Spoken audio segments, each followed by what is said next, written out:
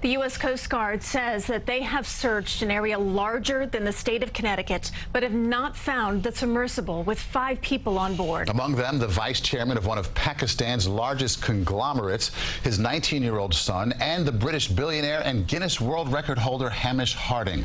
The submersible began its 2-hour descent to the wreck on Sunday morning. It lost contact with the support ship an hour and 45 minutes in.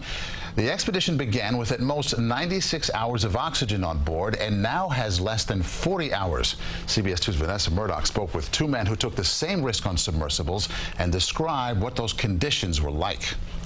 I lost my mind with excitement. CBS Sunday Morning correspondent David Pogue describes the email invitation to join OceanGate expeditions on the Titan submersible as once in a lifetime. I've done a lot of science television where I have been hang gliding or put in a demolition derby car. He couldn't miss the chance to adventure miles deep, see Titanic up close, and share the experience with his viewers. Pogue says during his trip, the company demonstrated a very high level of safety consciousness.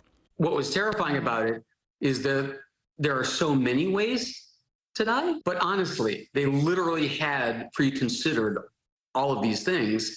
When his day to submerge arrived, he, like all other passengers, got bolted into a minivan-sized Titan with 4 others. I hadn't slept at all the night before.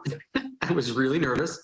But honestly, once you're in there and the pilot is Stockton Rush, he's the man who made the sub. They started diving, but never made it to the wreck. We got 37 feet down, and then over the radio, it was reported that there was a loose buoy. His journey to the Titanic canceled. A safe return to the surface required. Charles Haas of Randolph, New Jersey, an educator and historian, made it to Titanic twice in the 90s on the French submersible Nautilus. He looked at the opportunity as the ultimate research experience.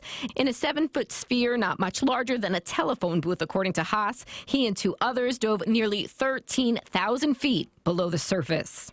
A little bit like marrying a cave with an elevator. Very cold, very damp. I had on 6 layers of clothing and was still feeling chilly. But worth it. He saw the unsinkable ship. I can't even find the words. It was the most amazing collection of multiple emotions. He describes excitement, amazement, and sadness, a feeling that weighs heavy today. Haas has friends on Titan.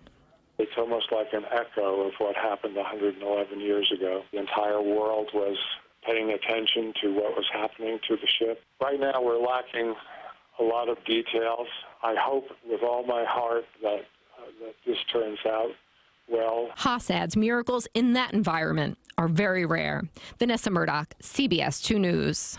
And David Pogue says he believes not making it to the Titanic is not a result of OceanGate Expedition's way of doing things, but is the nature of Titanic diving. Definitely not for everybody, but so exhilarating.